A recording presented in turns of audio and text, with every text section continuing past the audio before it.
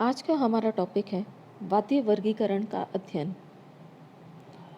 संगीत रत्नाकर में आचार्य शारंगदेव ने गीतम वाद्यम तथा नृत्यम त्रय संगीत मुच्यते कहकर संगीत को परिभाषित किया है, अर्थात गायन, वादन एवं नृत्य तीनों के सम्मिश्रण से संगीत की सृष्टि होती है। संगीत वह ललित कला है जो मानव के आंतरिक मनोभावों को उद्दीप्त करके उसे सृजनात्मक शक्ति प्रदान करती है। संगीत का प्राण स्वर है, अतः जो भी स्वर से संबंधित है वह सब संगीत के ही अंतर्गत आता है। इस प्रकार विभिन्न वाद्यों का वादन, लय, स्वर सहित विभिन्न स्वभाव भाव भंगिमाओं द्वारा आंतरिक भावों की अभिव्यक्ति अर्थात नृत्य भी संगीत के अंग बन जाते हैं।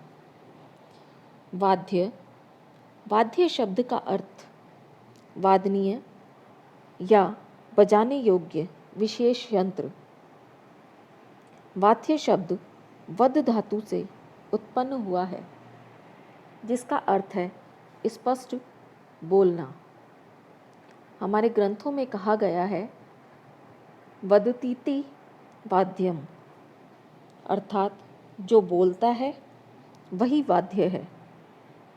इस आधार से सृष्टि का सर्वप्रथम वाद्य मानव कंठ है, क्योंकि वही अन्य किसी वाद्य से पूर्व इस पृथ्वी लोक में था।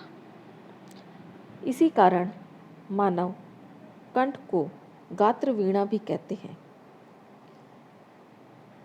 यह कहना उपयुक्त होगा कि आंतरिक भावों की अनुभूतियों को संगीतात्मक ध्वनि, लय तथा बोलों के माध्यम से प्रकट करने वाले उपकरण वाद्य कहलाते हैं।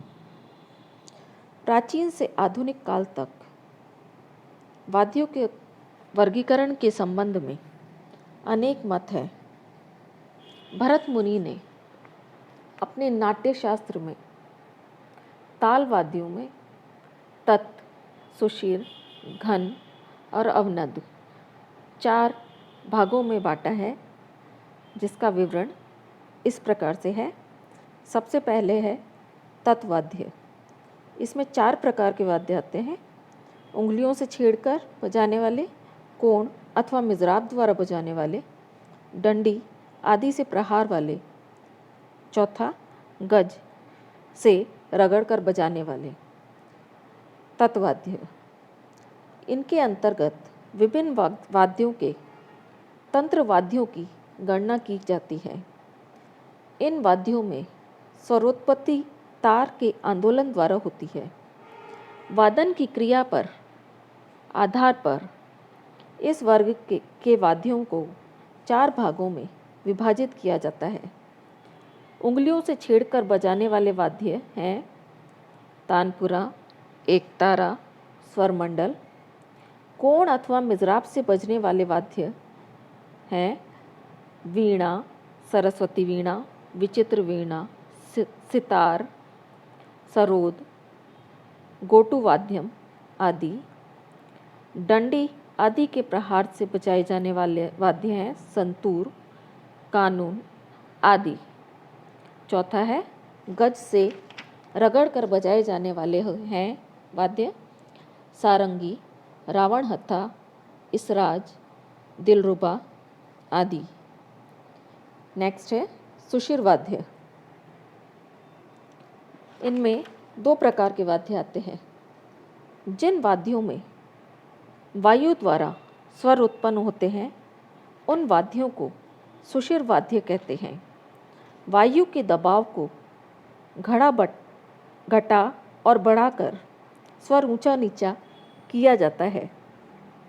वादन क्रिया के दृष्टिकोण से सुषिर वाद्यों के 2 प्रकार हैं। पहला है मुंह की फूंक से ध्वनि होने वाले वाद्यों के अंतर्गत आते हैं मुरली, पुंगी, शहनाई, नादस्वरम आदि। दूसरा है किसी अन्य साधन से उत्पन्न कर जिन वाद्यों में स्वर उत्पन्न किया जाता है उनके अंतर्गत आते हैं हारमोनियम, स्वर पेटी, पियानो आदि। सामान्य प्रकार से सुषिर वाद्यों में फूंक के लिए एक छिद्र होता है एवं स्वरों की उत्पत्ति के लिए अन्य छिद्र होते हैं जिन्हें उंगलियों से बंद करने और खोलने से स्वर उत्पन्न होते हैं। इसके अंतर्गत मुरली, बांसुरी आदि आते हैं। पत्तीदार सुषिर वाद्यों में फूंक के स्थान पर एक विशेष प्रकार की निर्मित पत्ती लगाकर फूंकते हैं। ऐसे वाद्यों में शहनाई, नादस्वरम आदि आते हैं। क्लॉरनेट तथा सैक्सोफोन आदि सुषिर वाद्यों में स्वरों के छिद्रों को खोलने बंद करने के लिए भी चाबी लगी होती है। नेक्स्ट है, थर्ड नंबर है घन वाद्य। जिन वाद्यों में स्वर लकड़ी या अन्य किसी वस्तु से आघात से उत्पन्न से होता है घन वाद्य की श्रेणी में आता है। कुछ विद्वानों की मान्यता है कि संगीत में घन वाद्य अपना प्रसिद्ध पृथक अस्तित्व नहीं रखते, बल्कि अन्य वाद्यों के साथ बजने पर ही उनकी ध्वनि का सौंदर्य निखरता है। वादन क्रिया की दृष्टि से निम्नलिखित घन वाद्यों के 3 उपवर्ग होते हैं। एक ही प्रकार के 2 हिस्सों को परस्पर टकरा कर बजाए जाने वाले वाद्यों के अंतर्गत झांझ, करताल, मंजीरा आदि आता है।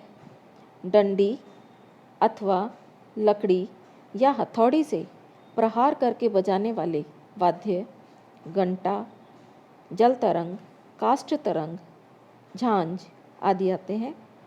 थर्ड है हाथ हिलाने से बजने वाले वाद्य झुनझुना आदि हैं।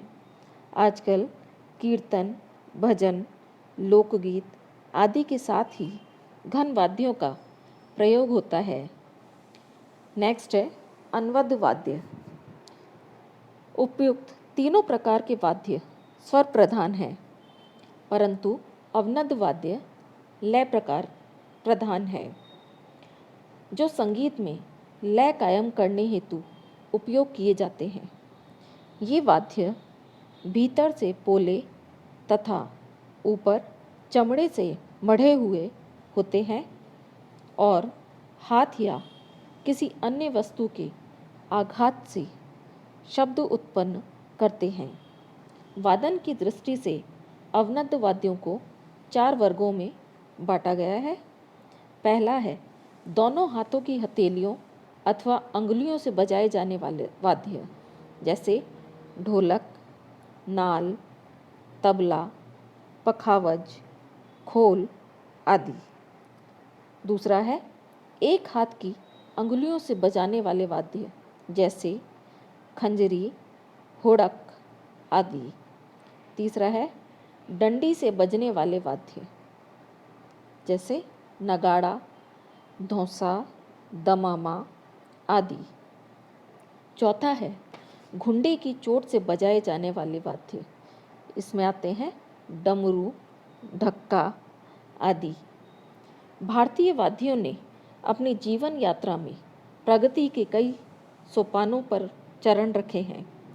पिछली शताब्दियों से वाद्यों में अनेक परिवर्तन होते रहे हैं तथा नए वाद्यों के आविष्कार से इनके वर्गीकरण में संशोधन आवश्यक हो गया है। बौद्धिकता व कलात्मक प्रगति, विविधता, बनावट, सौंदर्य व वादन दृष्टि से वाद्यों की प्रगति हो रही है। नए वाद्य, नई वादन शैलियाँ प्रचलित हो रही हैं। आधुनिक काल में विदेशी वाद्यों से प्रभावित होने से वाद्यों के स्वरूप में संशोधन व परिवर्तन मानव की कलागत व शिल्पगत उन्नति के परिचायक हैं।